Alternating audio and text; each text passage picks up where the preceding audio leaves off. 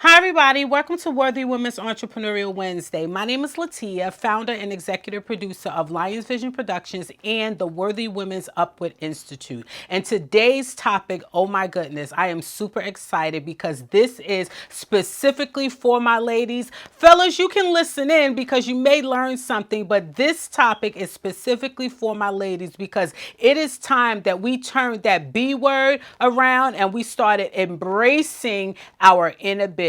Not only are we embracing our inner bitch, we're going to redefine the word bitch. In this session, ladies, I'm going to give you 5 steps to embody the business of being a boss. Language is power, and the ability to establish strong lines of communication gives you the power. And the failure to do this undermines your authority and your effectiveness as a leader. Before I get started, I want to talk a little bit about assertive language versus aggressive language. We know how women are labeled. If you are a strong woman, if you are a woman who is confident, if you are a woman who is self-assured, if you are an independent woman, if you are an articulate woman, if you are a woman who is confident in who she is, if you are a woman that is not afraid to go against the grain, you will at some point be labeled a bitch because that is the term that they use to define women with those qualities. However, those same qualities in men makes them what? Makes them strong, make them confident, make them great leaders. There's a double standard and we all know that. But I want to talk a little bit about assertion and aggression because there's a fine line that I want to make sure that we're clear on, so as we move forward and as we embrace our inner bitch, we can do so with the confidence of knowing that we're not sacrificing our femininity. As a woman, there's a way to get your point across without being aggressive. The worst thing we can do as women is to attempt to match men in their language. It's really not a good look for us. So let's talk about assertion versus aggression. Aggressive language tends to be very person-oriented and not very solution-oriented, and is full of negative energy. It puts down the people that are listening. It doesn't take into consideration the thoughts, opinions, and concerns of other people. It is dehumanizing. It minimizes, and it tends to lay blame on people as opposed to being solution-oriented. On the other hand, assertive language influences with integrity and it uses positive energy. It's non-blaming. It's non-threatening. It focuses on the problem and specific solutions. It takes into account other people's thoughts, concerns, and opinions. It validates other people's work. It is a very welcoming type of exchange that usually garners support and cooperation. So let's talk about this word bitch. Step number 1 in this process is to redefine what a bitch is. And we're going to define it as the best individual to change how. How what? How you do things, how you operate, how you move, how people perceive you, how you introduce yourself to the world, how you communicate, how everything. We'll talk a little bit more about that in a minute. What we have to understand as women is that we are the nucleus of this world. Nothing happens without us.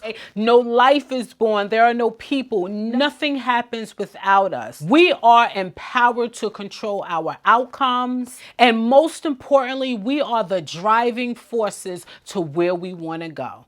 When we fully embrace that mentality, we can be more confident in how we move and how we project ourselves to the world. Step number 2 in this process is we need to embrace being empowered. We are supposed to lead. We are supposed to be successful. We are supposed to be on top. We are supposed to be in the front of the room. We have to embrace that with everything that we are, because until we believe it in ourselves, no one else is going to believe it on the outside looking in.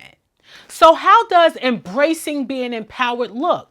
It looks like we have to stop speaking, thinking, and acting like an underdog. It looks like we have to occupy the front seat in our own lives. We have to stop looking for other people to create opportunity for us. We have to start building bridges instead of looking for the road to a bridge. We have to start creating structure instead of trying to change the structure of the world. We have to be the change that we expect to see. And only then can we put forth our own best effort to make a way for us. What does embracing empowered look like? It looks like building on our flaws and making them beautiful. It looks like turning our pain into progress. It looks like making sure that we don't look like what we've been through.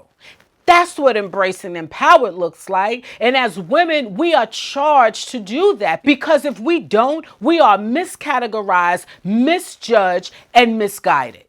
That's up to us. That's not up to anyone else. Step number 3 in this process, we have to exert confidence in knowing that we know what we're doing. As bosses, we are responsible for establishing rules, making decisions, enforcing obedience, and moving the mission forward, which means that we can't be afraid to make the hard decisions. We can't be afraid to have the hard conversations. We can't be afraid to say no.